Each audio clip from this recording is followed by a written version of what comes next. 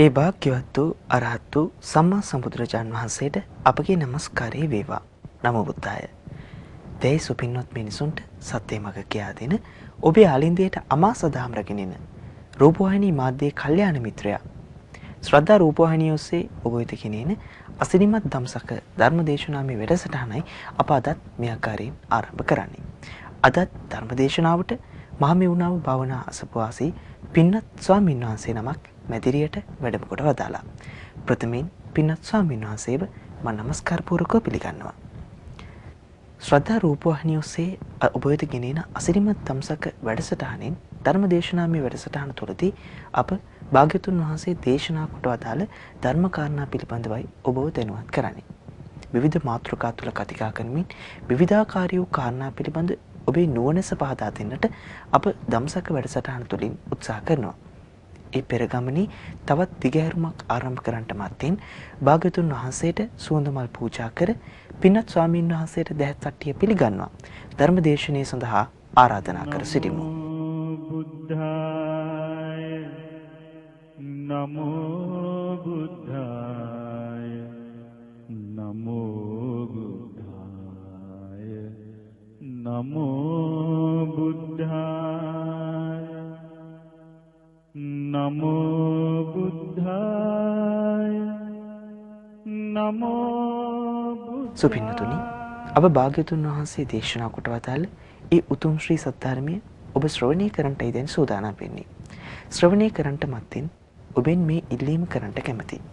භාග්‍යතුන් වහන්සේ කෙරෙහිත් ඒ උතුම් ශ්‍රී සද්ධර්මයේ කෙරෙහිත් මහත් වූ ගෞරවයෙන් වගේම ශ්‍රද්ධාවෙන් මනාකොට හික්මීමකින් යුක්තව ඒ උතුම් ශ්‍රී සද්ධර්මයේ ශ්‍රවණය කරනු ඇතයි අපි අපේක්ෂා කරනවා. එක කාරණයක් හරි ඔබේ ජීවිතයට එකතු කරගන්න පුළුවන් නම් ඒ උතුම් උත්තරීතර ක්‍රියාවලිය ඔබේ ජීවිතයට ඒකරාශී කරගන්න කියන ඉල්ලීමත් අප ඔබෙන් කරනවා. මහමෙවුනාව භාවනා අසපුවාසී පින්වත් ස්වාමීන් වහන්සේ අපට අනුකම්පා පිණිස අප භාග්‍යවතුන් වහන්සේ දේශනා කොට වදාළ ඒ උතුම් ශ්‍රී සද්ධර්මයේ දේශනා කොට වදාරනසේක්වා.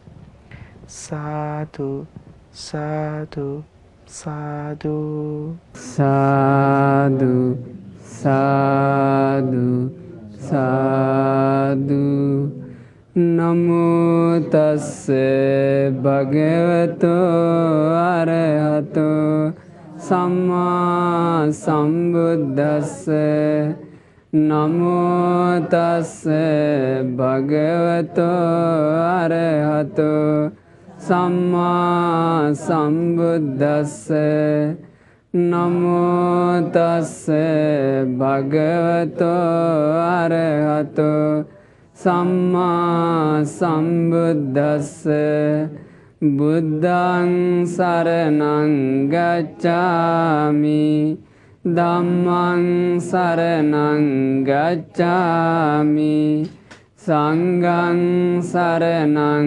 ගච්ඡාමි ဒ ුතියම්පි බුද්ධං සරණං ගච්ඡාමි ဒ ුතියම්පි ධම්මං සරණං ගච්ඡාමි ဒ ුතියම්පි සංඝං සරණං ගච්ඡාමි තතියම්පි බුද්ධං සරණං ගච්ඡාමි තතියම්පි ධම්මං සරණං ගච්ඡාමි තතියම්පි සංඝං සරණං ගච්ඡාමි සාදු සතුන් මැරීමෙන් වැළකීම නම් වූ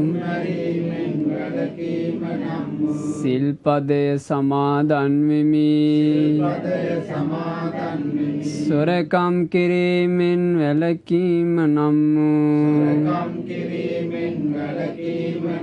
සිල්පදය සමාදන් වෙමි. වැරදිකාම සේවනයෙන් වැළකීම නම් වූ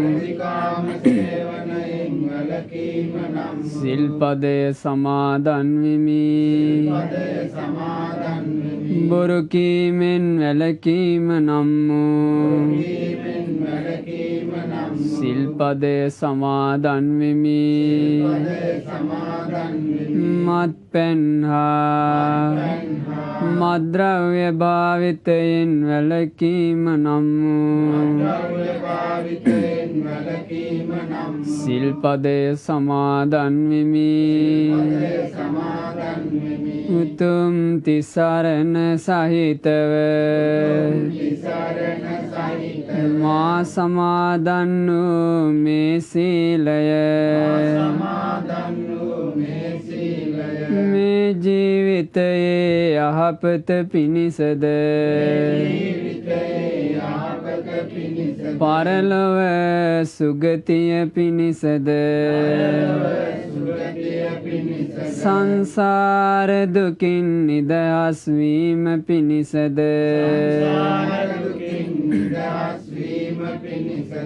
හේතු වේවා. වාසනාව වේවා. සාදු සාදු. නමස්කාර වේවා බුදුරුවනට සැමදා බුදු හිමි සරණ යමි. නමස්කාර වේවා ධම්රුවනට සැමදා සදහම් සරණ යමි. නමස්කාර වේවා සංඝරුවනට සැමදා මහා සංඝ සරණ යමි. නමස්කාර වේවා තුනුරුවනට සැමදා තිසරණ සරණ යමි. සාදු සාදු.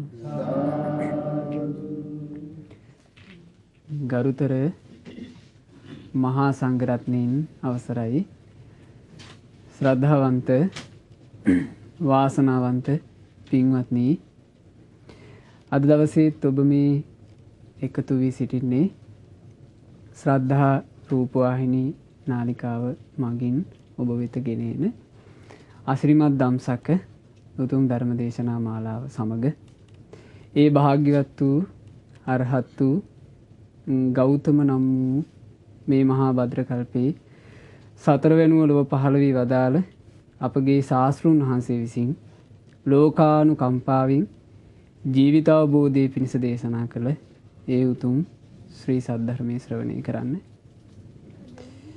බුදුරජාණන් වහන්සේ මේ ලෝකයට පහළ වෙලා ලෝ සතුන්ට මේ මුලාවෙන් වැහිච්ච ජීවිතය අවබෝධ කරන හැටි පරිපූර්ණ වශයෙන් උන්වහන්සේගේ ජීවිත කාලය පුරාවට ඊටාම වෙහෙසක් අරගෙන උන්වහන්සේගේ ජීවිතය අපි අහලා තිනවා. උන්වහන්සේ දවසට පැය 2ක් සැතපුණේ. ඉතිරි කාලය සම්පූර්ණයෙන් දෙව් මිනිසුන් වෙනුවෙන් වෙන් කරලා උන්වහන්සේ ධර්මයේ දේශනා කළා. ඒ ධර්ම දේශනා කළේ අපේ ජීවිතවලට, දෙව් මිනිසුන්ගේ ජීවිතවලට විශාල නොපෙනෙන අනතුර තියෙන හින්දා. දවසක් බුදුරජාණන් වහන්සේ ස්වාමීන් වහන්සේලාත් එක්ක ගිජුකුළු පව්වට වඩිනවා.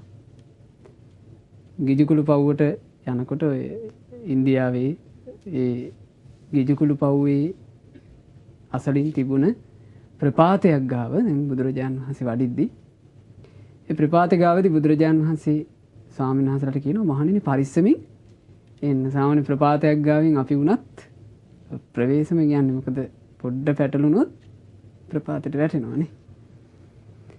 ඒ වෙලාවේ ස්වාමීන් වහන්සේ නමක් අහනවා, ස්වාමීනි භාග්‍යතුන් වහන්සේ මේක භයානක ප්‍රපාතයක්.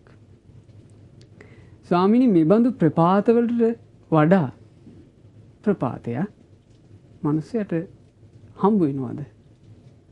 බුදුරජාණන් වහන්සේ වදාළා මහණෙනි චතුරාර්ය සත්‍ය ධර්මය අවබෝධ නොකළ අවිද්‍යාවෙන් වැහිච්ච ජීවිතේ මීට වඩා ප්‍රපාතයක්. මීට වඩා අනතුරක් තියෙනවා. මොකද ප්‍රපාතකින් කෙනෙක් ඇදගෙන වැටුණාට එයා සතර පායේ උපදින්නේ නැහැ. නමුත් චතුරාර්ය සත්‍ය ධර්මය අවබෝධ නොකරන තාක් අපි කාටවත් කිසි කෙනෙකුට සතර පායේ තියෙන දුකින් නිදහස් වෙන්න පුළුවන්කම නැහැ. සම මේකට තියෙන එකම විකල්පේ චතුරාර්ය සත්‍ය ධර්මය අවබෝධ කරන එක. චතුරාර්ය සත්‍ය ධර්මය අවබෝධ නොකර සංසාරේ ගමනේ පින්වන්නේ කොහේ ගියත් පිළිසරණක් නැහැ. දැන් බලන්න මේ මනුස්ස ලෝකේ කියලා අපි උපන්නේ සුගතියකනේ.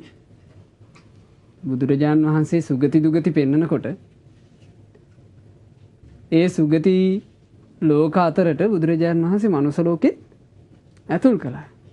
ඒතර අපි මේ සංසාරේ කොහේ හරි ජීවත් වෙච්ච කරගත්ත පිනකින්ද අපි මේ ඇවිල්ලා උපන්නේ සුගතියක. සුගතියක ඉපදිලා සුගතියක් තුල අපට තියෙන වින්නහි අපිව දන්නවනම් සුගතියෙන් පාතට වැටුනොත් නේ. දැන් මේ කාලේ අපට අර ගොඩාක් ලෝකයේ යුද්ධ තියෙන හින්දා මේක විතර පේනවා ඇති මනුස්ස ලෝකේ කියන්නේ කොච්චර දුක් සහිත තැනක්ද කියලා.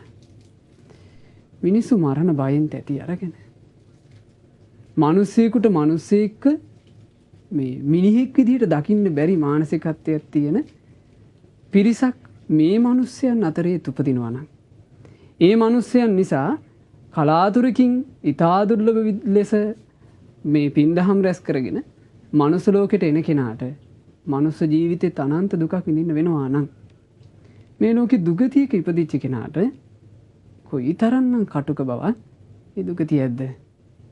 ඒ නිසා සංසාර ගමනේ අපි සැප විඳ විඳ ආවේ නැහැ. මෙච්චර කාලයක් නේ. බුදුරජාණන් වහන්සේ දේශනා කරන මහණෙනි සංසාර ගමනේ එනකොට එක එක යෝනිවල ඉපදෙලා බෙල්ල කපලා මරද්දි විතරක් අපි දැන් හරකෙක් වෙලා ඉපදුනා කියලා අපිට පේනවනේ මේ ලෝකෙ ඉපදින හැම හරකම බෙල්ල කපලාද මරන්නේ නෑ. අර බෙල්ල කැපීම කියන්නේ හරක් මරණ එක විදිහක්. බුදුරජාණන් වහන්සේ දේශනා කරනවා මහණෙනි ඔබ හරක් වෙලා උපදිද්දී බෙල්ල කපලා විතරක් මැරෙනකොට ගලාගෙන ගියපු රුධිරය සතර මහා සාගරේ ජලය ඉක්මවා ගියා. ඒක මේ කියන්නේ අපේ ලංකාවට පේන සාගර ජලය නෙමෙයි. සතර මහා සාගරයකනේ. ඒ ජලය ඉක්මවා ගියා කියනවා. ඊළඟට අපි අපේ අම්මා වෙනුවෙන් අඬනකොට අම්මා මැරිලා අපි අඬද්දී අම්මා වෙනුවෙන් විතරක් මේ සංසාරේ අපි අඬපු කඳුළු ඔය සතර මහා සාගරේ වතුරට වඩා වැඩි කියනවා. සාමාන්‍යයෙන් අම්මා මැරුණා කියලා අපිට ලොකු ප්‍රමාණයක් අඬන්න පුළුවන්ද? මිනිස්සෙක් කොච්චර ඇඬුවත් නේ? මිනිස්සෙක් කොච්චර ඇඬුවත් ජීවිත කාලේ පුරාම ඇඬුවත් එයාට ඊටාම සුළු ප්‍රමාණයයි කඳුළු වගුරවන්න පුළුවන් නේ. සතර මහා සාගරයක් පිරෙන්න කඳුළු වැగిරුවා කියන්නේ අපි කොච්චර දීර්ඝ කාලයක් මේ සංසාරේ ඉන්නේ නැද්ද?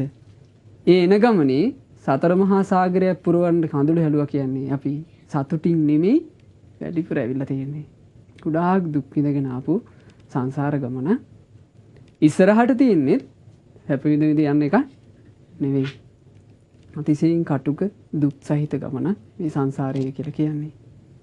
ඒ සංසාරේ පින්වන්නේ අපි මේ මනුස්ස ලෝකෙ ඉපදිච්ච කාලේ අපිට පේනවා ගොඩාක් මිනිස්සු යුද්ධ නිසා අනතුරු නිසා එක එක දේවල් නිසා මේ මිනිස්සු මේ දුර්ලභ මනුස්ස ජීවිතේ දාලා යනවා. ඒ යන ඈයන්ට ගිහිල්ලා උපදින්න ගොඩාක් තැන් තියෙනවානේ. ඒගොල්ලෝ ගිහිල්ලා තිරිසන් වෙලා උපදින්න පුළුවන්. එහෙම වුණොත් මෙහි තියෙන සැප සතුට ඉවරයි. ඒගොල්ලෝ ගිහිල්ලා නිරේ උපදින්න පුළුවන්. එහෙම වුණොත් මෙහි තියෙන සැප සතුට ඉවරයි. ඒගොල්ලෝ ගිහිල්ලා පෙරේතයෝ වෙන්න පුළුවන්. එතකොට මෙහි මේ අසාගේට හිටපු එක ඉවරයි. ඊට පස්සේ සෙම්සුට පස්සේ යන්න ඕනේ.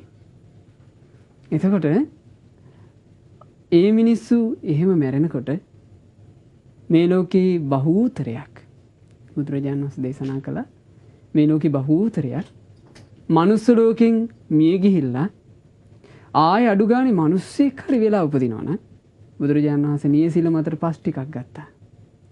අරන් කියනවා මහණෙනි මේ නියපොත්ත උඩ තියෙන පස් ටික වගේ ඉතා සුළු ප්‍රමාණයක් මරුණායින් පස්සේ මනුස්ස ලෝකෙන් ආය මිනිස්සෙක් කියලා උපදිනවා. ඊතුරු මේ මහ පොළොවක් වගේ විශාල මිනිස්සු ප්‍රමාණය මරුණායින් පස්සේ සුගති උපදිනව නෙමෙයි. සතර අපායෙ ගිහිල්ලා උපදිනවා. එතකොට බලන්න කොච්චර අසරණයිද සසරේ යන සත්වයෝ. එතකොට මේ අපිට ඔය අහන්න ලැබෙන මිනිසුන්ගේ මරණ, මිනිස්සු ඝාතනය වෙන දේවල්, ඒ මිනිසුන්ගේ ඊළඟ ජීවිතේ කොච්චර දුක් සහිතයිද? ඒ එක කරුණක් නිසා. පෘථග්ජන භාවයෙන් යුතුව මැරිච්ච නිසා. පෘථග්ජන භාවය දුරු කරගෙන අපට මැරෙන්න පුළුවන් වුණොත් අපේ මරණය ඒ මරණය අපිට කනගාටු වෙන දෙයක් නෙවෙයි. ඒ මරණය කොච්චර බිහිසුණු වුණත් බුදුරජාණන් වහන්සේගේ කාලේ ශාක්‍ය වංශය කෙරෙහි වෛර බැනගත්තා විඩූඩභ කියන ශාක්‍ය කුමාරයා. මේ විඩූඩභ ශාක්‍ය කුමාරයා කොසල් රජුරුවන්ගෙන් පස්සේ රජ වුණා. රජ වෙලා දැන් මේ විඩූඩභ ශාක්‍ය වංශේ සුන්නත් දූලි කරන්න ඕනේ, වනසන්න ඕනේ කියලා සේනාව පිරිවරාගෙන ශාක්‍යයන් වනසන්න එනවා. ඔබ දන්නවා බුදුරජාණන් වහන්සේ මහා කරුණාවෙන් 3 වතාවක් නැවැත්තුවා මේ ගමන. 3 වතාවක් නැවැත්තුවාට විඩූඩභ අතහැරි නෑ. ඇවිල්ලා මුළු ශාක්‍ය වංශයෙන් පෙති ගැහුවා. පෙති ගහලා මෙයා කරා මේ ශාක්‍ය කුමාරිකාවෝ 500ක් පණ පිටින් අල්ලගෙන ඒ ශාක්‍ය කුමාරිකාවෝ දැන් එක රැහැනේ බැඳලා ඇදගෙන යනවා. තමන්ගේ අම්මලා මරලා, තාත්තා මරලා, සහෝදර සහෝදරියෝ මරලා මේ කන්‍යාව ටික ඇදගෙන යනවා දැන්. ඇදගෙන යනකොට හිතේ කොච්චර ගින්නක් ඇද්ද ඒගොල්ලන්ගේ නේ. තම පවුලම මරලා.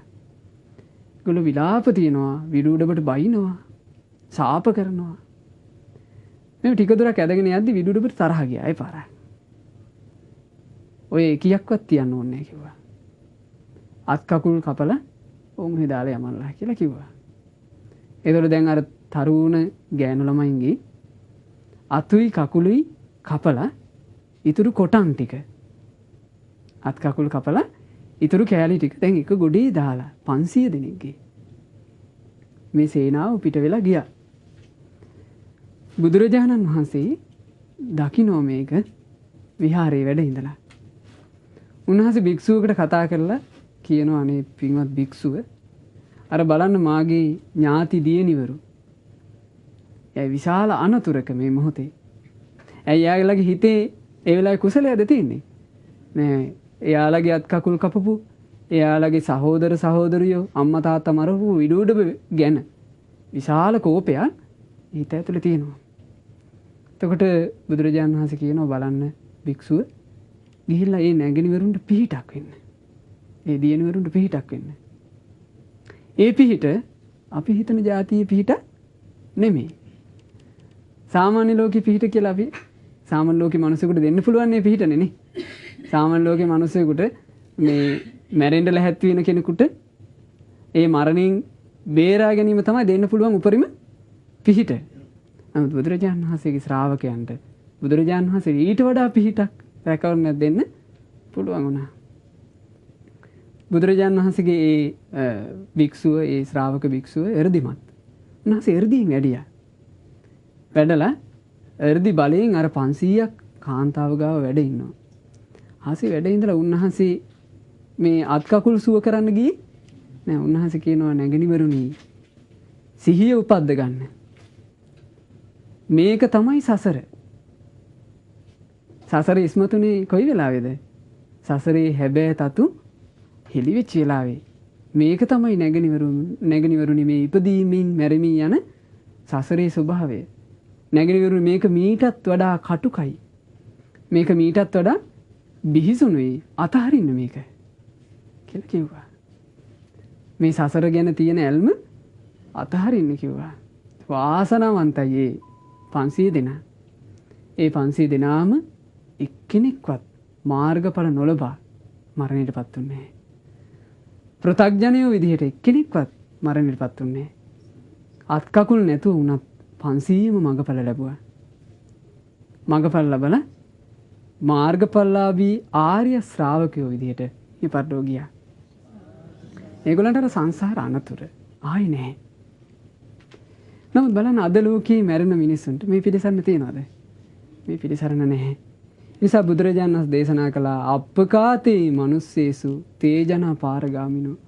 මහණෙනි මේ සසර ගමනේ ඉපදෙමින් මැරෙමින් යන සත්‍යයන් අතරේ අප්පකාතේ ඊටාම ටික දෙනයි තේජනා පාරගාමිනෝ එතරට යන්නේ.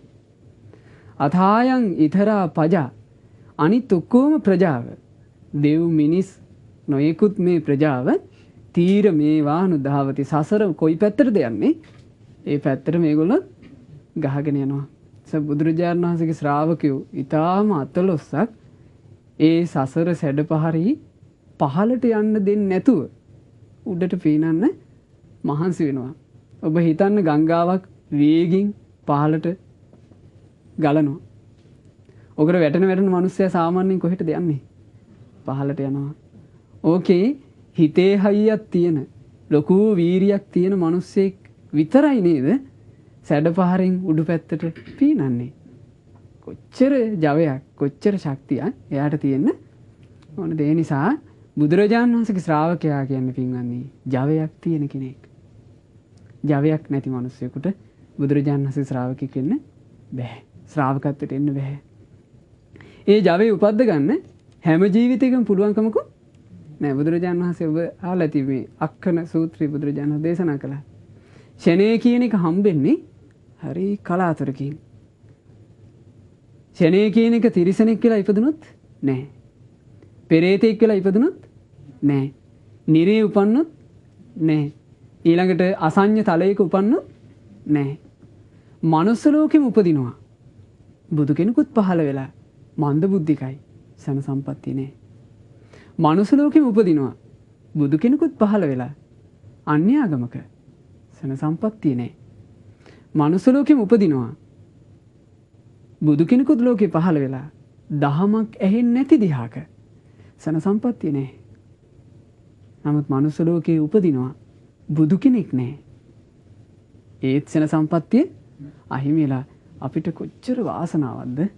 අපි ඉපදිනකොට මහා කරුණාවෙන් ලෝ සතුන්ට ධර්මයේ දේශනා කරපු ශාස්ත්‍රඥ වහන්සේ පිරිනොම් පාලා වුණත් උන්වහන්සේ ශාස්ත්‍රීය තනතුරේ තියලා ගිය ධර්මයේ ජීවමානව වැඩ ඉන්නවා.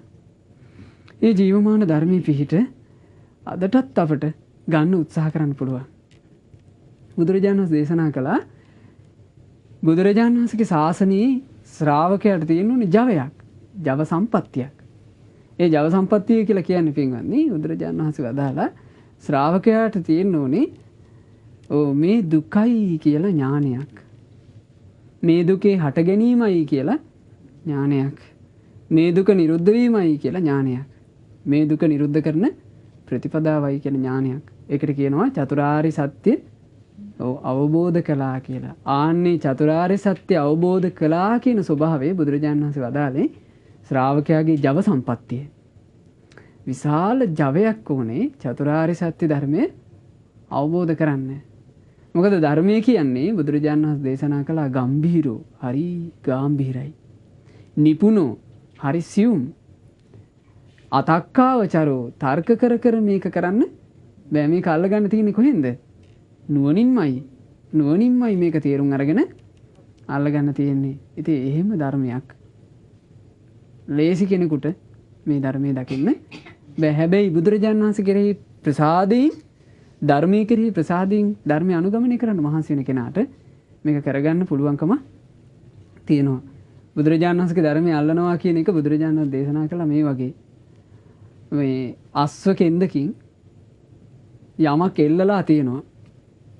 ඒක එල්ලලා තියෙන්නේ අස්සයෙකුගේ කෙන්දක් අරගෙන.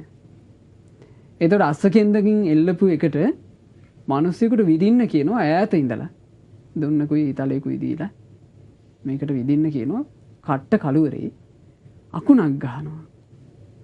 අකුණෙන් තමයි මෙයාට දැක ගන්න තියෙන්නේ අර අස්සකෙන්දයි එල්ලලා තියෙන එකයි ඉලක්කේ ඔක්කොම. එයාට තියෙන්නේ මහ වෙලාවක්ද? නෑ චූටි වෙලාවක්. ඒ චූටි වෙලාවේ එයා විදින්න ඕනේ. අර අස්සකෙන්දෙන් ඒ අස්සකෙන්දේ එල්ලලා තියෙන එක කැඩිලා බිමට වැටෙන්න අස්සකෙන්දට විදින්න ඕනේ. බුදුරජාණන් වහන්සේ වදාළ ඒක ලේසි. චතුරාර්ය සත්‍ය ධර්මය අවබෝධ කරන එක අමාරුයි කියනවා. ඒ අකුණු එළිය දැන් අපේ ජීවිතේට වැටලා තියෙනවා. ඒ තමයි සන සම්පත්තිය. අපි මිනිසෙක් වුණා. මිනිසෙක් වෙනකොට අපේ භාෂාවෙන් අපිට තේරෙන විදිහට බුදුරජාණන් වහන්සේගේ ධර්මය ශාස්ත්‍රුන් වහන්සේ නමක් පහළ වුණාම තියෙන ශාස්ත්‍රු සම්පත්තිය අපිට තියෙනවා. මේ දෙකම එකතු වෙච්ච තැනට කියනවා ෂණ සම්පත්තිය. සංසාරයේ දිගත් එක ගත්තාම මේක ෂණයකටත් වඩා අඩු කාලයක් මේ චුට්ටයි අපිට තියෙන්නේ. අපි මෙහි සම්පූර්ණ කාලෙම හිටියොත් අපිට කොච්චර කාලද ඉන්න තියෙන්නේ? ඒ අවුරුදු 60යි 70යි උපරිම 80යි. අපි මේ කාලේ යන්න ඕනනේ. එතකොට මේ අවස්ථාව අපිට තියෙන්නේ ඊටාම ටික කාලයක්. මේ අවස්ථාවෙන් ප්‍රයෝජන ගත්ත කෙනාට අර මෙතරින් එතරට යන්න. මොකද්ද මේ මෙතර එතර කියලා කියන්නේ? බුදුරජාණන් වහන්සේ වදාලා අවිද්‍යාව තුල ඉන්නකම් අපි ඉන්නේ මෙතරට වෙලා. අපිට එතර යන්න බෑ. අවිද්‍යාව සිඳගෙනමයි එතරට යන්න තියෙන්නේ. તો බුදුරජාණන් වහන්සේ මේක හරියට පෙන්නනවා මෙහෙම. මහා සාගරේ රළගෙඩියේ මේ අත පෙරලි පෙරලි තියෙද්දි මේ මහා සාගරේට මිනිස්සෙක් අරන් ගිහිල්ලා දානවා එක සිදුරක් තියෙන වියගහක්. ওই වියගහ කියන්නේ අර හරක් බඳින්නේ. හරක් දෙන්න බඳින මේ දෙන්න බඳින එකට තමයි එක සිදුරක් තියෙන වියගහ කියන්නේ. ඒතකොට හරක් දෙන්නා බැඳලා නගුල හයි කරන්නේ අර විය සිදුරට. එතකොට එක විය සිදුරක් තියෙන වියගහක් මිනිස්සෙක් දානවා මේ රළ පෙරලෙන මුහුදට. බුදුරජාණන් දේශනා කරනවා එතකොට මේ උතුරු පැත්තෙන් එන රළගෙඩි වලට මේ වියගහ දකුණට පාවි යනවා. දකුණු පැත්තෙන් එන රළගෙඩි වලට මේක උතුරට පාවෙනවා. මේ විදිහට ඉතින් මහා සයුරට වැටුණාට පස්සේ වියගහට ඕන විදිහට නෙවෙයි රළගෙඩි වලට ඕන විදිහට මේ වියගහ පෙරලෙනවා. පෙරලෙද්දී ඔය මහා සාගරයේ ඇතුළේ ඉන්නවා කියන අවුරුදු 100කට එකපාරක් උඩට එන එක මේක ඇහැක් පේන කැස් බෑවෙක්. ඒ නිසා යාට කියනවා කන කැස් බෑවා. මේ කන කැස් බෑවා අවුරුදු 100කට එකපාරක් ඇවිල්ලා වතුරෙන් උඩට ඔළුව දාලා අහස බලලා ආයෙ යට යනවා. ඊට බුදුරජාණන් වහන්සේ අහනවා මහණෙනි අර අවුරුදු 100කට වතාවක් කන කැස් බෑවා මහා සාගරෙන් උඩට මතු වෙනකොට එයා දැන් මහා සාගරේ කොහින් මතුවේද කියලා කාටවත් කියන්න පුළුවන්ද? එයාට හිතුණු තැනින් එයා මතුවෙනවා. ඒ මතුවෙනකොට අර රළගෙඩි වලට මේ අත පාවෙන වියගහේ විය සිදුර ගානට අර කන කැස්බෑ වගේ හිස ගාවට ඇවිල්ලා. කන කැස්බෑව විය සිදුරෙන් හිස දාලා අහස බලනවා කියන එක මහණනි සිද්ධ වෙන්න පුළුවන්ද කියලා බුදුරජාණන් වහන්සේ අහනවා. බුදුරජාණන් වහන්සේගෙන් ඒ ස්වාමීන් වහන්සේලා කියනවා ස්වාමීනි භාග්‍යතුන් වහන්සේ ඊටාම කලාතුරකින් ඔහොම එකක් වෙන්න පුළුවන්. කලාතුරකින් ওই වියගහ හරියටම මේ එකතු වෙලා කන කැස් බෑවා අහස බලන්න පුළුවන්. බුදුරජාණන් වහන්සේ වදාලා ඒවං අදිච්ච මිදම් වික්කවේ මනුස්ස සත්තං ලද්දං. මහණෙනි ඒ වගේ ඊටාම කලාතුරකින් කියනවා ඔබට මිනිස්සෙක් වෙන්න හම්බ වුණේ. එතකොට අපිට මේ ලැබිච්ච ජීවිතේ සුළුපටු එකක්ද? වියසිදුරෙන් අහස බලනවට වඩා දුර්ලභ එකක් මේ හම්බ වෙලා තියෙන්නේ. මිනිස්යාගේ ජීවිතේට වටිනාකමක් දුන්න ශාස්ත්‍රඥ වහන්සේ පින්වන්නේ බුදුරජාණන් වහන්සේ විතරයි. බුදුරජාණන් වහන්සේ කවදාවත් මිනිසෙකු ඝාතනය කිරීම අනුමත කළේ නැහැ. තමන් වෙනුවෙන්වත් ඝාතනයක් බුදුරජාණන් වහන්සේ අනුමත කළේ නැහැ. මොකද මේ බුදුරජාණන් වහන්සේ ශ්‍රාවකයන්ට ශික්ෂාපද පනවද්දී ඔබ දන්නවත් ඇති. බුදුරජාණන් වහන්සේගේ මේ ශ්‍රාවකයන් අතරේ උපසම්පදා භික්ෂුවකට කලලේ ඉඳලා යම් විදිහකින් මනුස්ස ඝාතනයකට හවුලුනොත් එයාට පරාජිකා කියන ආපත්‍ය සිද්ධ වෙනවා. එයා මහාන ජීවිතින් පෙරදුනා කියනවා. එහෙම සිල්පද බුදුරජාණන් වහන්සේ පැනෙවි. දරුවෙක් හම්බ වෙන්න ඉන්න අම්මා කෙනෙකුට දරුවෙක් නැති කරගන්න කරුණු කිව්වත් ඒ භික්ෂු පරාජිකා කියනවා. මනුස්ස කලලයට පවා ආරක්ෂාවක් බුදුරජාණන් වහන්සේ විසින් සැපේවා. ඒ මොකද මනුස්ස ජීවිතයේට එයා එන්නේ සමහර විට කාලයක් සසර ගමනේ මනුස්ස ජීවිතේට එන්න බැරුව වෙන්න පුළුවන් නේ. කලාතුරකින් මේ නියපොත් භාග්‍යතුන් වහන්සේගේ නියසිලේ මත තියෙන පස් ටික වගේ ටික දෙන අතරට එයා කලාතුරකින් එකතු වෙන්න හදන්නේ. ඒ එකතු වෙන්න හදන කෙනාට බලන්න සාමාන්‍ය ලෝකේ මනුස්ස ජීවිතේට වටිනාකමක් දෙනවද කියලා. මනුස්ස ජීවිතේට වටිනාකමක් දීපු බුදුරජාණන් වහන්සේ දේශනා කරනවා. කන කැස් බෑවා වියසිතුරින් අහස බලනටත් වඩා දුර්ලභයි කියනවා. අපිට මේ ලැබිච්ච මනුස්ස බව. ඊළඟට උන්වහන්සේ දේශනා කළා මහණෙනි ඒවං අදිච්ච මිදම් වික්කවේ තථාගතස්ස පාතු භවෝ. මහණෙනි කන කැස් බෑවා වියසිතුරින් අහස බලනවා වගේ ඊටාම දුර්ලභයි කියනවා බුදු කෙනෙකුගේ පහළවීම. සම්බුදුරජාණන් වහන්සේලා හැමදාම ලෝකේ පහළ වෙන්නේ නෑ. අපි නම් ඉපදෙනකොට අපේ ඉතින් පින මේකනේ. අපේ පිනට අපි ඉපදෙනකොට බුද්ධං සරණං ගච්ඡාමි කියලා අපිට ඇහෙනවනේ. ඒතර බුද්ධං සරණං ගච්ඡාමි කියලා අපිට මේ කාලේ ඇහෙන්නේ බුදු කෙනෙක් පහළ වූ යුගයක් නිසා. බුදු කෙනෙක් පහළ නොවූ යුගයක බුද්ධ කියන වචනේ ලෝකේ නැහැ. ධම්ම සංඝ කියන වචන ලෝකේ ආර්ය අෂ්ටාංග මාර්ගය කියලා එකක් ලෝකේ නැහැ. සෝවාන් සකදාගාමි කියලා ආර්ය පුද්ගලයා කියන කතාවක් ලෝකේ නෑ. බලන්න කොච්චර මේ වේලිච්ච ලෝකයක්ද නේ බුදු කෙනෙක් නැහැ කියන්නේ. අද අපිට කුසල අකුසල් ගැන කතාවක් තියෙනවා. පින්පව් ගැන කතාවක් තියෙනවා. සුගති දුගති ගැන කතාවක් තියෙනවා. කොච්චර වාසනාවක්ද මේ සන සම්පත්තියේ තියෙන උපතනේ. එන බුදුරජාණන් වහන්සේ දේශනා කළා ඒවං අදිච්ච මිදම් වික්කවේ තථාගතස්ස ධම්මෝච විනයෝච ලෝකේ දීප්පති මහණෙනි. ඒ වගේ ඊටාම කලාතුරකින් කියනවා තථාගත බුදුරජාණන් වහන්සේ දේශනා කරපු ධර්මයේ විනය ලෝකේ බබලන්නේ. ඕන්න ඒ කාලේ තමයි මේ කාලේ.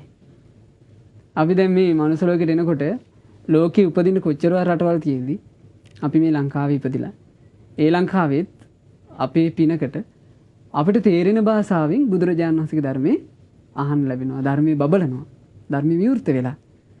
ඒ විවෘත කවෙච්ච කාලේ මනුස්ස ජීවිතේ හම්බ වුණා නම් බුදුරජාණන් වහන්සේ දේශනා කරනවා මෙන්න මෙච්චරයි කරන්න ඕනේ. මොකද්ද? තස්මාතිහ භික්කවේ මහණෙනි ඒ නිසා මේ ඔක්කොම හම්බ වෙච්ච වෙලාවේ ඉදන් දුක්ඛන්ති යෝගෝ කරණීයෝ දුක අවබෝධ කරන්න මහන්සි වෙන්න. ඉදන් දුක්ඛ සමුදයන්ති යෝගෝ කරණීයෝ දුක හටගන්නේ මෙහෙමයි කියලා අවබෝධ කරන්න මහන්සි වෙන්න.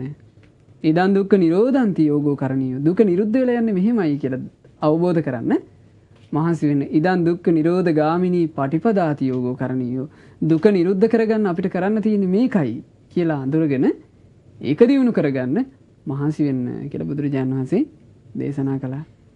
ඒ දේශනාවේ හැටියට මනුස්ස ජීවිතයක් ලැබුව අපි කරන්න ඕන දේ තමයි ඒක. නමුත් මනුස්ස ජීවිතයක් ලැබුව අය අඩුවෙන්ම කරන දේත් ඕක. ඒ නිසා පින්වත්නි අපිට මේ මනුස්ස ජීවිතේ වියකිලා යන ලොකු කාලයක් නැහැ. අපේ මනුස්ස ජීවිතය අවසන් වෙන මොහොත අපට අදද හෙටද කියලා කියන්න පුළුවන්කම නැහැ. මේ සමහරට ඊළඟ මොහොත අපිට මේ මනුස්ස ජීවිතය අවසන් වෙන මොහොත වෙන්න පුළුවන්. ඊට පස්සේ අපිට මෙලොව ඉවරයි. ඊට පස්සේ අපිට තියෙන්නේ පරලොව. අපි මේ පරලොව අපිට උරුම වෙන හැටියට අපි යන්න ඕන. මොකද මෙහි ඉඳලා අපි ප්ලෑන් ගහගෙන අපි හදාගෙන අපිට පරලොව උපදින්න පුළුවන්කම නැහැ. අපි මේ ලෝකේ රැස් කරපු ටිකත් අරන් අපි පරලොවට යන්න ඕනේ. නිසා බුදුරජාණන් වහන්සේ නමක් පහළ වෙලා අපට දුක ගැන කියා දෙද්දි උන්වහන්සේ මේ ලෝකයට එන්නෙම දුක ගැන කියා දෙන්නේ. මොකද දුක ගැන තමයි මිනිස්සු නොදන්නේ.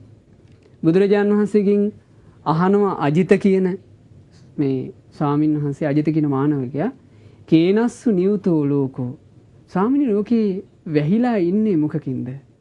බුදුරජාණන් වහන්සේ වදාලා අවිජ්ජාය නියුතෝ ලෝකෝ අවිද්‍යාවෙන් ලෝකයේ වැහිලා ඉන්න. අවිද්‍යාව කියලා කිව්වේ මොකද්ද? අවිද්‍යාව කියලා කිව්වේ ඔව් මිනිස්සයා වැහිලා ඉන්නවා දුක දන්නේ නැතිකමින්, දුකේ හට ගැනීම දන්නේ නැතිකමින්, දුකේ නිරෝධය දන්නේ නැතිකමින්, දුක නිරුද්ධ කරන ප්‍රතිපදාව දන්නේ නැතිකමින් මිනිස්සයා වෙහිලා. ආන්නේ වෙහිච්ච කඩතොරාවෙන් එළියට එන්න බුදුරජාණන් වහන්සේ නම පහළ වෙනවා කියන ලෝකේ ඉපදීම, ලෙඩවීම, මරණය කියන කරුණු මේ ලෝකේ තියෙන නිසා. බුදුරජාණන් වහන්සේ දුක ගැන දේශනා කරද්දී දේශනා කළා ජාතිපි දුක්ඛ, ඉපදීම දුකක්. ඉපදීම දුකක් කියන එක අපට හොඳට තේරෙනවා. ඉපදිච්ච කෙනාටනේ මේ ඔක්කොම ප්‍රශ්න ටික කඩාපාත් වෙන්නේ නේ. ඒ නිසා ඉපදීම දුකක්මයි. ඊළඟට මේ බුදුරජාණන් වහන්සේ දේශනා කළා ජරාවටපත් වීම, වයසට යෑම දුකක්. අපිට පේනවා ඒකනේ. ඊළඟට මරණය දුකක්. මරණය කියන එක දැන් බලන්න නේද? මරණය කියන එක මේ හැම කෙනාටම එකම විදිහට ලැබෙන්නේ නැහැ නේද? ඒ මරණය සමහර අයගේ මරණය අපේ හිත සලිත කරන සුළුයි. සමහර අයගේ මරණය. මරණය කියන එක දුකක් කියනවා. ලෙඩ දුක් වලට පත්වීම දුකක් කියනවා. ඊළඟට බුදුරජාණන් වහන්සේ දේශනා කළා ප්‍රිය වූ අයගෙන් වෙන් වෙලා යන්න වෙනවා. කැමැති වුණත් අකමැති වුණත් ප්‍රිය වූ අය ප්‍රිය වූ අය අහිමි වෙලා අපට ප්‍රිය දෙයින් වෙන් වෙලා යන්න වෙනවා. ඒක දුකක්. ඊළඟට අපි අකමැති වුණත් අප්‍රිය අමනාප දේවල් එක්ක එක්කාසු වෙන්න වෙනවා. ඒක දුකක්. දැන් අපි කැමතිද අපේ දරුමල්ලෝ අහිමි වෙනවට? කැමති නෑ. අකමැති වුණාට අහිමි වෙනවා. අපි කැමතිද අපේ දේපල නැසෙනවට? කැමති නෑ. නමුත් අපේ දේපල අපි අකමැති වුණත් නැසෙනවා. අපි කැමතිද අපි නාකි වෙනවට? කැමති නෑ. නමුත් අපි අකමැති වුණත් අපි වයසට යනවා. මේක දුකක් කියනවා. ඊළඟට බුදුරජාණන් වහන්සේ දේශනා කළා මේ දේ කැමති දේවල් නොලැබෙද්දී ඒකත් දුකක් කියනවා. ඊළඟට බුදුරජාණන් වහන්සේ දේශනා කළා සංක්ෂේපයෙන් කිව්වොත් මේ පංච උපාදානස්කන්ධය තමයි දුක කියලා බුදුරජාණන් වහන්සේ දුක හකුලවලා දේශනා කළා. උන්වහන්සේ වදාළා ওই දුක හටගන්නේ අපේ හිත ඇතුලේ, අපේ ජීවිත ඇතුලේ තියෙනවා කියනවා පින්වත්නි තණ්හාවන් තුනක්. කාම තණ්හාව, භව තණ්හාව, විභව තණ්හාව කියලා උන්වහන්සේ පෙන්නනවා තෘෂ්ණාව. තෘෂ්ණාවෙන් හින්දා අපට දුක හට ගන්නවා කියනවා. ඒතර ඒක මේ ලෝකේ දැක්කේ බුදුරජාණන් වහන්සේ. උන්වහන්සේ දේශනා කළා ඒ නිසා මේ ලෝක සත්වයාට දුකෙන් නිදහස් වෙන්න කරන්න තියෙන්නේ. තෘෂ්ණාව හින්දා නම් දුක හටගන්නේ. ඒකෙන් නිදහස් වෙන්න මොකද කරන්න තියෙන්නේ? තෘෂ්ණාවෙන් නිදහස් වෙන එක. තෘෂ්ණාවෙන් නිදහස් වුණා නම් දුක හටගන්න එක නෑ. බුදුරජාණන් දේශනා කළා තෘෂ්ණාවෙන් නිදහස් වීම තමයි නිවන. ඒ නිවන අත්දකින්න උන්වහන්සේ පෙන්වලා දුන්න මාර්ගයක්. ආන්නේකට කියනවා ආර්ය අෂ්ටාංගික මාර්ගය. එතකොට අපි මිනිස්සෙක් වුණාට පස්සේ අපි මුලින්ම තේරුම් ගන්න ඕන අපේ ජීවිතේ තියෙන ඇත්ත ස්වභාවය. අපේ ජීවිතේ අපි උපන්දා ඉඳලා අපිට මේ අපේ ජීවිතේ විඳින්න වෙන හැම දෙයක්ම දුකට අයිති දේවල්. ඇයි අපි ඉපදිලා ඉන්නේ නේ? දුකට අයිති දේවල් විඳිමින් දුකකයි අපි ඉන්නේ කියලා අපි මුලින්ම තේරුම් ගන්න ඕනේ. ඒ දුක හටගත්තේ අපේ හිතේ තියෙන තණ්හාව හින්දා කියලා අපි තේරුම් ගන්න ඕනේ.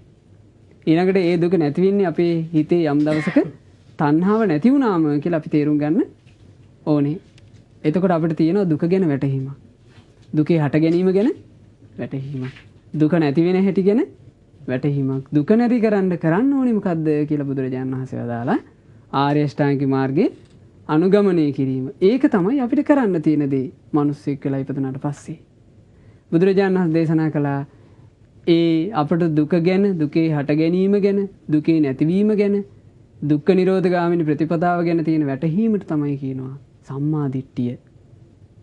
ආන්නේ සම්මා දිට්ඨියේ ඉඳලා අපි පුරුදු කරගෙන යන්න ඕනේ. මොකද්ද? සම්මා සංකල්ප උපදින්න ඕනේ. නෙක්ඛම්ම සංකල්ප. කාමයන්ට වසඟ නොවූ කාමයන්ගෙන් නිදහස් වීමේ කැමැත්ත. කාමයන් කිව්වම අපිට ගොඩාක් ඒවා තියෙනවනේ නේ. කාමය කියලා කියන්නේ මොනවද? කාමයේ බුදුරජාණන් වහන්සේ දේශනා කළා කාමය කියලා කියන්නේ මේ ලෝකයේ තියෙනවා අපට ආස හිතෙන රූප. හිත ඇලෙන රූප. ශබ්ද, ගන්ධ සුවඳ, රස, පහස තියෙනවා ආකර්ෂණීය ඒවා. ආන්න ඒවට අපේ හිත බැඳෙනවා. හිත බැඳුනට පස්සේ අපි එව්වා හොයන්න ඕනේ දෙයක් කරනවා. එතකොට ඒක එයා කෙනාට කියනවා කාමයන්ගේ වසඟයට ගිය කෙනා. ඒ නිසා අපි සාමාන්‍ය ජීවිතය ගත කරනකොට කාමයන් පරිහරණය කරන්න ඕනේ. කාමයන් පරිහරණය කළාට කාමයන් ඕන වෙලාවක අතහරින්න පුළුවන් විදිහට අපි ඉන්න ඕනේ. අපිට මේ ප්‍රියමනාප හැම දේවල් අපි කෙටියෙන් කිව්වොත් කාමයන් කියන්නේ බුදුරජාණන් වහන්සේ දේශනා කළා කෙත්තං කෙත් වතු අපිට තියෙන වතු පිටි. ඊළඟට හිරඤ්ඤං අපිට තියෙන රන් රිදී මිල මුදල්. මේවා අපිට තියෙන කාම වස්තු.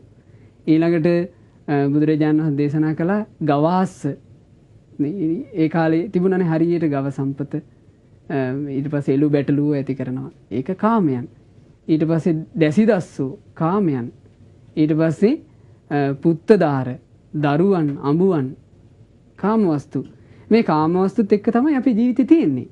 නමුත් මේ කාමයන් ඕනේ වෙලාවක අතහරින්න පුළුවන්. මේ කාමයන් මගෙන් අහිමි වෙන ස්වභාවයෙන් යුක්තයි කියලා වැටහීම අපිට තියෙන්න ඕනේ. ආන්න ඒක නෙක්ඛම්ම සංකල්පනා. නෙක්ඛම්ම සංකල්පනා තියෙන එක අපිට හරිය වටිනවා. අපිට මේ දේවල් අහිමි වෙන්න පුළුවන් කියන දැක්මනේ. නැත්තම් මේ මරණාසන්න වෙද්දි ගොඩාක් අය මේ මනුස්ස ලෝකේ අපිට අහිමි වෙන දේ කොහොමත් අපි ආය අල්ල ගන්නවා. අල්ලගෙන ඉතින් දුර්ලභව හම්බෙච්ච මනුස්ස ජීවිතේ අහිමි වෙනකොට ආය දුගතික යන්න පුළුවන් හිතක් අපි මනුස්ස ජීවිතේ දැන් හදා ගන්නවා. ඒ නිසා ඒක අතාරින්න පුළුවන් සංකල්පන අපිට තියෙන්න ඕනේ. නික්කම්ම සංකල්පන. ඊළඟට අව්‍යාපාද සංකල්පන.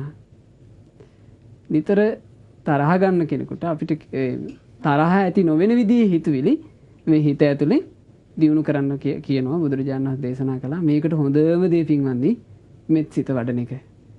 එතකොට ඒක අව්‍යාපාද සංකල්පන. ඊළඟට උන්වහන්සේ දේශනා කළා අවිහිංසා සංකල්පන.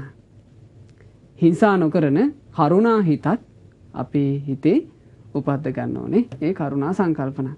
මෙන්න මේ සංකල්පනා තියෙනවා නම් අපිට තියෙනවා සම්මා සංකප්ප. මේ මනුස්ස ජීවිත ඉපදිච්චාම අපි අනික් කටයුතු කරන අතරේ අපි කරන්න ඕන දේවල්. ඊළඟට උන්වහන්සේ දේශනා කළා උපද්ද ගන්න ඕනේ සම්මා වාචා නිවැරදි වචන. නිවැරදි වචන මොනවද? බොරු කීමෙන් වළකින්න ඕනේ. කේලමෙන් වළකින්න ඕනේ. අනිත් අයගේ හිත් පෑරෙන තැලෙන පරුස වචනින් වළකින්න ඕනේ. අනිත් අයගේ කාලය අහිමි වෙන අනිත් අයගේ කාලය අපතේ යන හිස් වචන කතාවෙන් වළකින්න ඕනේ. මේකට කියනවා සම්මා වාචා. ඊළඟට උන්වහන්සේ දේශනා කළා සම්මා කම්මන්තය. සම්මා කම්මන්ත මොනවද? නිවැරදි ක්‍රියා. උන්වහන්සේ වදාලා ප්‍රාණඝාතයෙන් වළකින්න ඕනේ. හොරකමින් වළකින්න ඕනේ. ඊළඟට වැරදි කාම සේවනයෙන් වැරදි කාම සේවනයේ බුදුරජාණන් වහන්සේ දේශනා කළා සකේන දාරේන තුට්ටෝ හෝති. වැරදි කාම සේවනයේ නොකරන කෙනා තමන්ගේ ප්‍රිය බිරිඳකින් විතරක් සතුට වෙනවා. තමන්ගේ ප්‍රිය ස්වාමියාගෙන් විතරක් සතුට වෙනවා. පරබුන් කරා පර සැමියන් කරා යන්නේ නැහැ. ආන්න ඒක කියනවා වැරදි කාම සේවනයේ වැළකීම. මේක සම්මා කම්මන්තය. ඊළඟට සම්මා ආජීව උන්වහන්සේ දේශනා කළා නිවැරදි අවංක ජීවිත ප්‍රතිපදාවක් එයා පුරුදු කරන්න ඕනේ. ඒක තමයි කියනවා සම්මා ආජීවය. එතකොට අපි මේ ටික පුරුදු කරනවා නම් අපේ තුල තියෙන සිල්වත් බව. දේශනා කළානේ බුදුරජාණන් වහන්සේ ත්‍රිවිධ දුස්චරිතින් අතාරින්න කියලා අපිට නේ. ත්‍රිවිධ දුස්චරිතය කියලා කිව්වේ කාය දුස්චරිත, වචී දුස්චරිත, මනෝ දුස්චරිත. බුදුරජාණන් වහන්සේ දේශනා කළා යම් කෙනෙකුගේ සිත කය වචනේ දුස්චරිතයට හැරිලා නම් තියෙන්නේ. එයාගේ ජීවිතේ හරියට මේ සොහනක් වගේ කියනවා. සොහන කියන එක අපිට අද කාලේ සොහන වඩා බුදුරජාණන් වහන්සේ කාලේ සොහන ඔබ දන්නවනේ. බුදුරජාණන් වහන්සේගේ කාලේ මිනිස්සෙක් මරුණාට පස්සේ මේ ඒ මිනිස්යාගේ මල කඳ අරන් ගිහිල්ලා වීසි කරන්න පැත්තක් වෙනම තිබුණා. ඒතර වලලනේ ඒවා ඊට තොරන් ගහලා එහෙම කරන ඒවා තිබුණේ නෑ. මල කඳ අරන් ගිහිල්ලා දානවා. ඒ දැම්මට පස්සේ මේ පැත්තේ හිවල්ලු තමයි ඉන්නේ. ඉතින් ඒ හිවල්ලු මට මතක විදියට බටහිර පැත්තේ නගරේ මේ මල කඳ අරන් ගිහිල්ලා දානවා. එතකොට ඒකට තමයි සීවතිකාව එහෙම නැත්නම් සොහන කියලා කියන්නේ. බුදුරජාණන් වහන්සේ දේශනා කළ මහණෙනි සොහන බිය සහිතයි. ඊළඟට සොහන බුදුරජාණන් වහන්සේ වදාළ අපිරිසිදුයි. සොහන අපිරිසිදුයි. මිනිස්යාගේ ශරීරයේ කුණු වෙච්ච ඕජාවෙන් සොහන තියෙන භූමියම අපිරිසිදු වෙලා. බුදුරජාණන් වහන්සේ දේශනා කළා මහණෙනි ඒ වගේමයි කාය දුස්චරිතේ, වචී දුස්චරිතේ, මනෝ දුස්චරිතේ කරන මිනිස්යාගේ ජීවිතය අපිරිසුදුයි. එයා ලස්සනට ඇඳලා ඉන්න පුළුවන්. එයා ලස්සනට කතා කරනවා වෙන්න පුළුවන්. එයා හොඳ රස්සාවක් කරනවා වෙන්න පුළුවන්. එයාව කට්ටිය පිළිගන්නව ප්‍රසිද්ධයි වෙන්න පුළුවන්. නමුත් එයා අපිරිසුදුයි. සිත කය වචනේ දුස්චරිතය යොදවනවා නම්. ඊළඟට උන්වහන්සේ දේශනා කළා මහණෙනි සොහන දුගදයි. ඒ වගේ කියනවා දුස්චරිතය කරන කෙනා ගැන සත්පුරුෂය අතරේ තියෙන්නේ අපකීර්තියක් කියනවා. මේ කෙනා සත්තු මරණ කෙනෙක්. මේ කෙනා අන්සතු දේ පැහැර ගන්න කෙනෙක්. මේ කෙනා සල්ලාලකමී හැසිරෙන කෙනෙක්. මේ කෙනා බොරු කියන කෙනෙක්. මෙයා කේලංකාරයෙක් කියලා මේ සත්පුරුෂය අතරේ තියෙන්නේ අපකීර්තියක් කියනවා. සොහන දුගදයි වගේ ඒ මිනිස්යාගේ දුගතක් තමයි පැතිරෙන්නේ. දැන් ඇතුලේ තියෙන එක නේ දැන් සොහනේ තියෙන ගඳනේ පැතිරෙන්නේ. ඒ වගේ දුෂ්චරිත කරන මිනිස්යාගේ ඇතුළ තමයි එළියට පැතිරලා යන්නේ දුගදයි. ඊළඟට බුදුරජාණන් වහන්සේ දේශනා කළා මහණෙනි සොහන බිය සහිතයි. ඒ වගේමයි කියනවා දුෂ්චරිතය කරන කෙනා නිසා සමාජයට බියක් උපදිනවා කියනවා. ඊළඟට බුදුරජාණන් වහන්සේ දේශනා කළා මහණෙනි සොහන අමනුෂ්‍ය ඇසුරු කරගත්ත තැනක්. සොහනේ යහපත් ඇසුරක් නෑ. අමනුෂ්‍යෝ තමයි සොහනට එන්නේ. සැරව බොන ලේ පිපාසිත අමනුෂ්‍යෝ සොහනට එනවා කියනවා. ඒ වගේමයි කියනවා බුදුරජාණන් වහන්සේ මහණනි දුෂ්චරිතය කරන කෙනාව ඇසුරු කරන්නේ තවත් දුෂ්චරිතයේ යෙදෙන කෙනෙක්මයි. බොන මිනිස්යාගේ යාළුව හොඳට බොන්න පුළුවන් කෙනෙක්. ඊට පස්සේ හොරකම් කරන කෙනාගේ යාළුව හොඳට අහුවෙන්නේ නැති වෙන්න හොරකම් කරන්න පුළුවන් මිනිස්සෙක්. එතකොට ඒ જાතියම කෙනෙක් කියනවා එකතු වෙන්නේ. ඊළඟට බුදුරජාණන් වහන්සේ දේශනා කළා ඒ සොහොන නිසා මිනිස්සු ගොඩාක් හැඬීම් වැළපීම් වලට පත් වෙනවා කියන තමන්ගේ ප්‍රිය ඥාතීන් නැති වුණාම ඔතනනේ ගිහිල්ලා අඬන්නේ නේ. ඒ වගේ කියනවා දුෂ්චරිතය කරන කෙනා නිසා සමාජයේ ගොඩාක් අයට අඬන්න දොඩන්න සිද්ධ වෙනවා කියනවා. දැන් අපි හිතමු හොරකම් කරන කෙනෙක් ගමට එක්කෙනා ඉන්නේ කියලා. ඒ පවුලක් ඔන්න මේ මොකක් හරි එකක් හොරකම් කරාට පස්සේ ඒ මිනිස්සු මහන්සියලා හම්බ කරගත්තේ ඒ මිනිස්සු අඬනවා. ඊට පස්සේ අපි හිතමු මේ සල්ලාලක මේ යෙදෙන මිනිස්සෙක් ඉන්නවා කියලා. සමගියෙන් ඉන්න පවුලක් සම්පූර්ණ කඩා කප්පල් වෙනවා.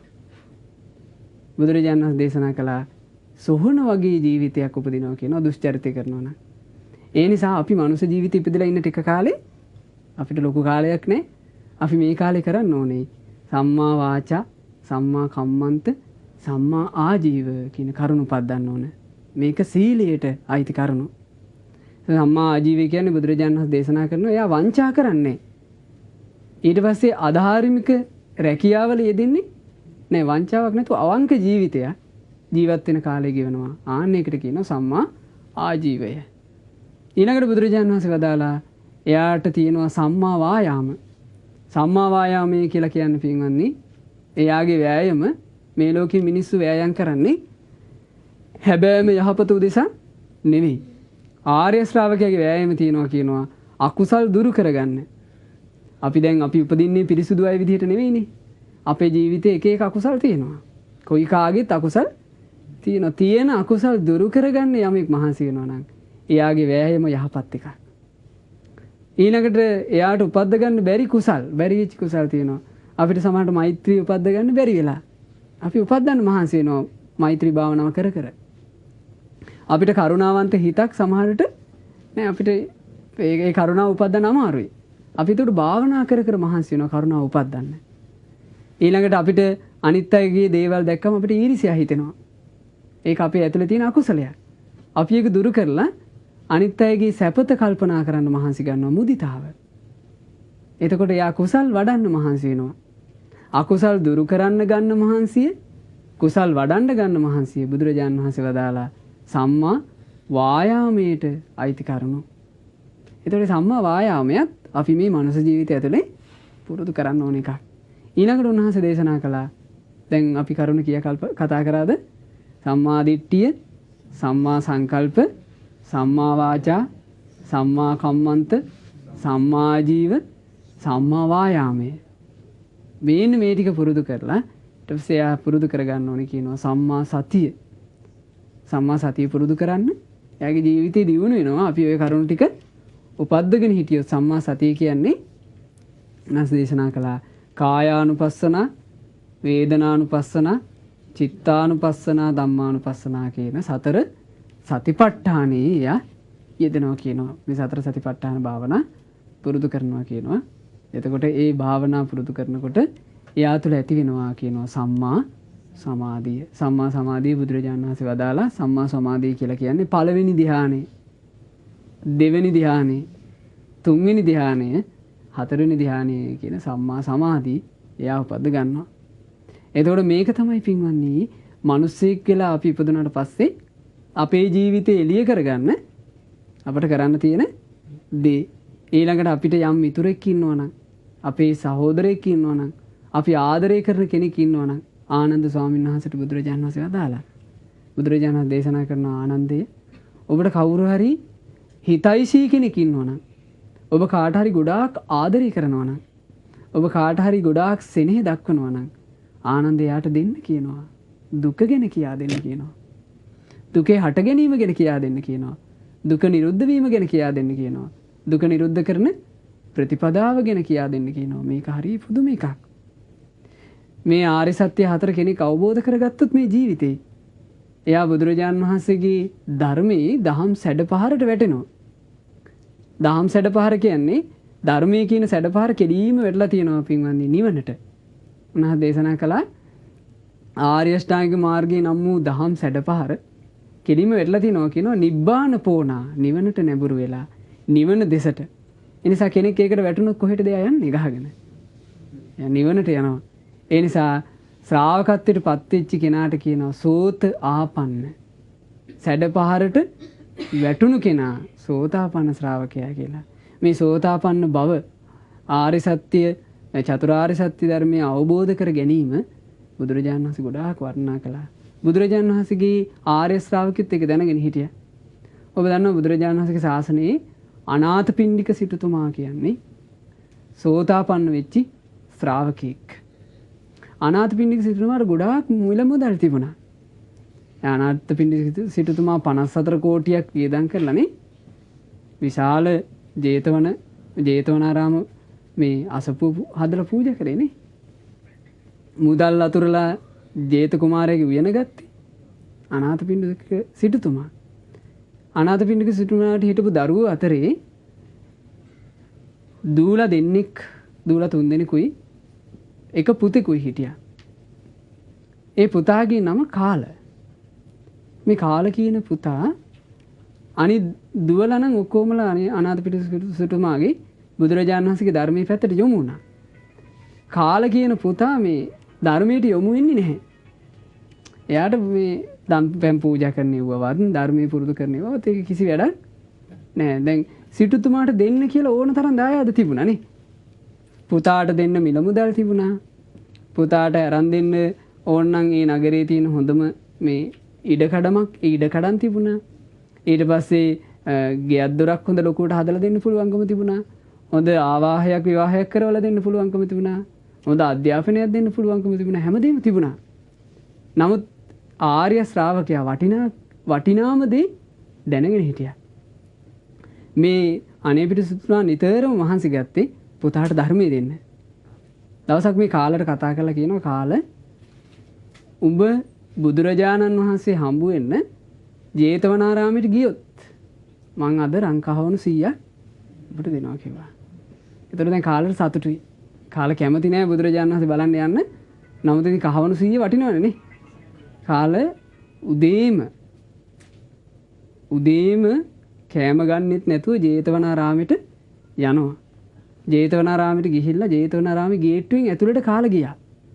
එතකොට ජේතවනාරාමයට ගියා. ගේට්ටුවෙන් ඇතුළට අඩුයිය තියලා ඉක්මනට ආයෙ හැරිලා ආවා. ඇවිල්ලා කියනවා තාත්තේ මං අද ජේතවනාරාමයට ගියා. බුදුරජාණන් වහන්සේ වැඩ ඉන්න ජේතවනාරාමයට මම ගියා. තාත්තේ මට කහවණු 100 ඕනේ. මම කහවණු 100 ගත්තා. එතකොට සිටුතුමා කල්පනා කළා මේ ක්‍රමේ හරියන්නේ නැහැ. කියන කාල උඹ හෙට යන්න ඕනේ බුදුරජාණන් වහන්සේ හම්බ වෙන්න ජේතවනාරාමයට. බුදුරජාණන් වහන්සේ දේශනා කරන ධර්මයේ එක දහම් පදයක් මතක තියාගෙන ඇවිල්ලා මට කියන්න ඕනේ. එතකොට දැන් අද මගෑරියාට හෙට මග අරින්න බුදුරජාණන් වහන්සේ ගාවට යන්න ඕනේ. මේ මහා පින්වන්තයෙක්.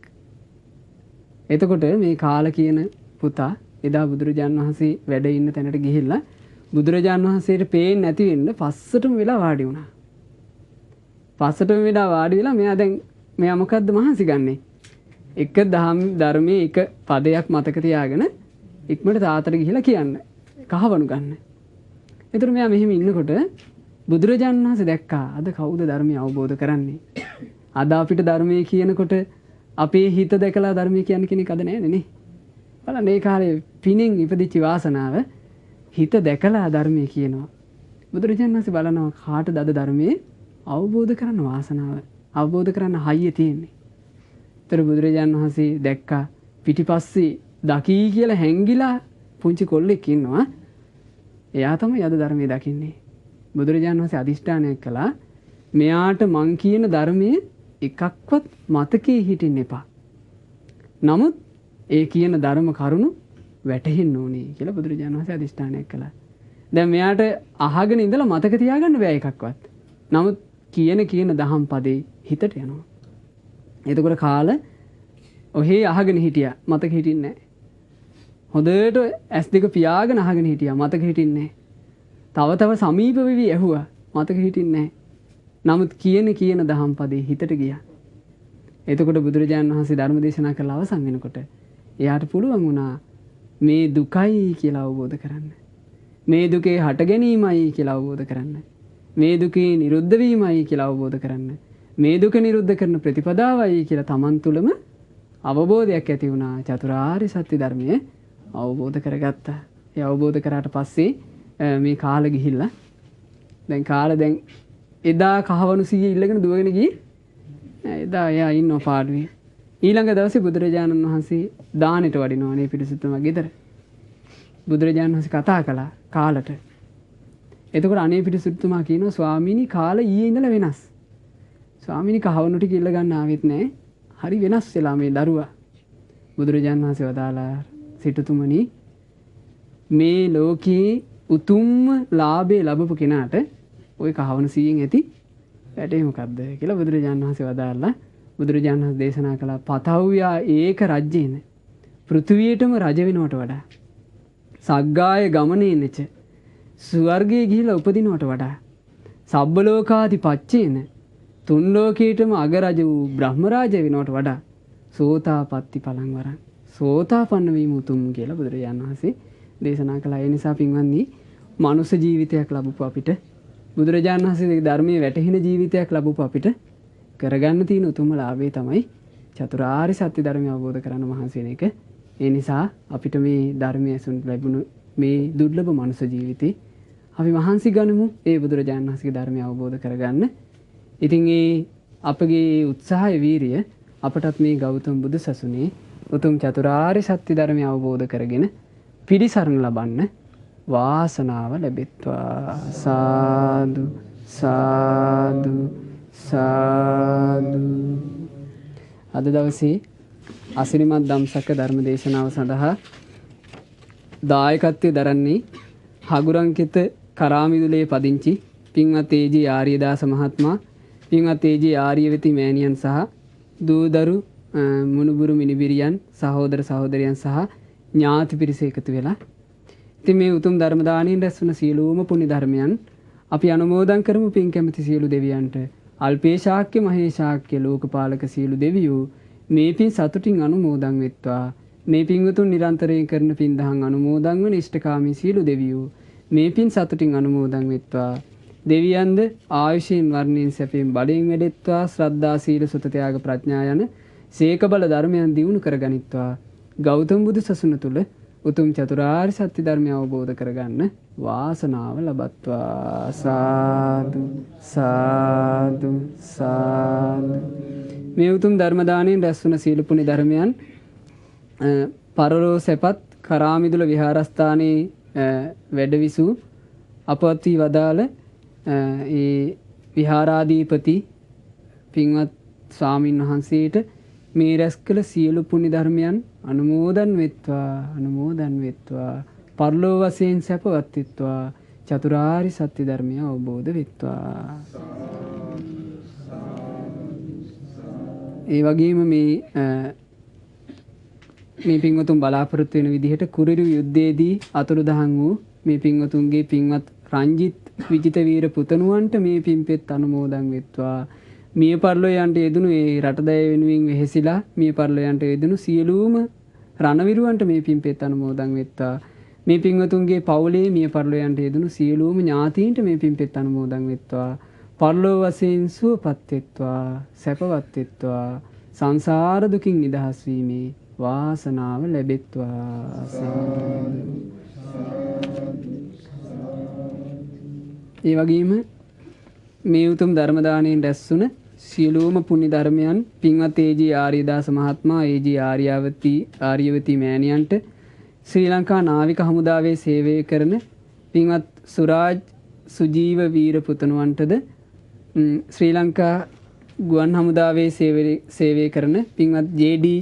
චන්ද්‍රසිරි පුතුණුවන් ඇතුළු මේ පින්වතුන්ගේ දූ දරුවන් හා පවුලේ සියලු දෙනාට, ත්‍රිවිධ හමුදාවේ සේවය කරන ඒ පින්වත් සියලුම රණවිරුවන්ට, ධර්ම දේශනාව සඳහා උදව් උපකාර කළ සියලු දෙනාට සහ සම්බන්ධ වන මේ පින්වතුන් සියලුම දෙනාට මේ රැස් කරපු උතුම් පුණ්‍යානුභාවයෙන්, තෙරුවනේ ආනුභාවයෙන්, දෙවියන්ගේ ආශිර්වාදයෙන් නිදුක් නිරෝගී සුව සම්පත් සැලසෙත්වා, චිරජීවන සම්පත් සැලසෙත්වා, මෙලොව ජීවිතේ වාසනාවන්ත වෙත්වා, පරලොව සුගති සම්පත් සලසාගෙන ගෞතම බුදු සසුනේ ධර්මාවබෝධ කරන්න වාසනාව ලැබෙත්වා.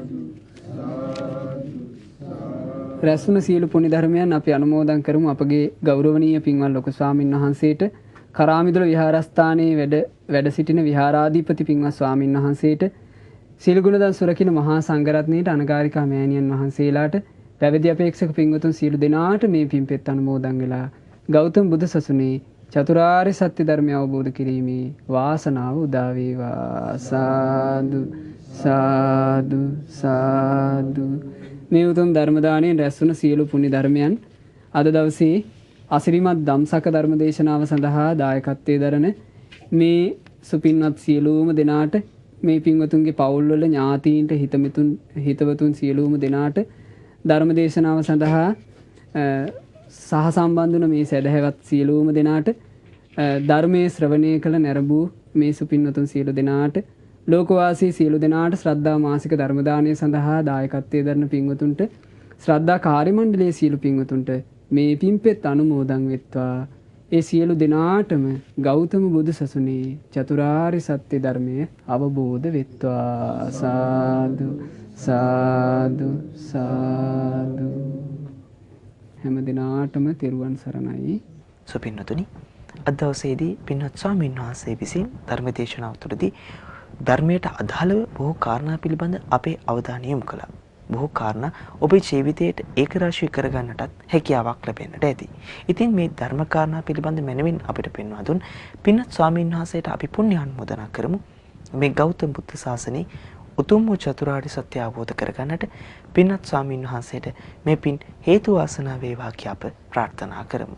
සාදු සාදු සාදු. ඒ වගේම ශ්‍රද්ධා රූප වාහිනිය ඔස්සේ අද දවසේදී අසිරිමත් ධම්සක ධර්ම දේශනාවේ වැඩසටහනට දායකත්වයේ දැක්වූ මේ පිරිසටත් අප පුණ්‍යානුමෝදනා කරනවා. දැන් පින්වත් ස්වාමීන් වහන්සේට පරිස්කාරයන් පූජා කරමු.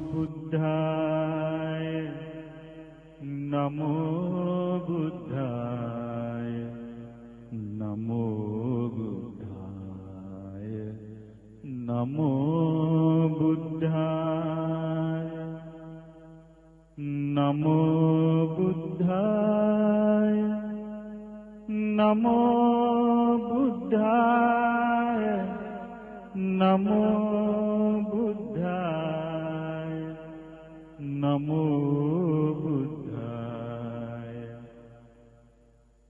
නමෝ බුද්ධාය නමෝ බුද්ධාය නමෝ බුද්ධාය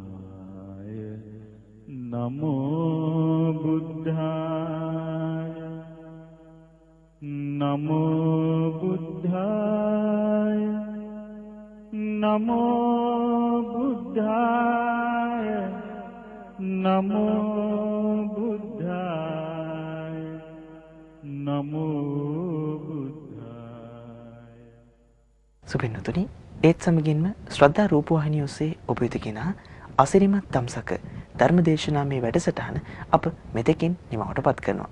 ශ්‍රද්ධා රූපවාහිනිය ඩයලොග් ටීවී ඔස්සේ නාලිකාංක 27න්, PO ටීවී ඔස්සේ නාලිකාංක 99න්, www.shraddha.lk අපේ වෙබ් අඩවිය ඔස්සේද නැරඹීමේ හැකියාව ඔබට තිබෙනවා. ඒ භාග්‍යවත් වූ අරහත් වූ සම්මා සම්බුදුරජාණන් වහන්සේට අපගේ নমස්කාරය වේවා. ඔබ සැමට තෙරුවන් සරණයි. නමෝ බුද්ධාය.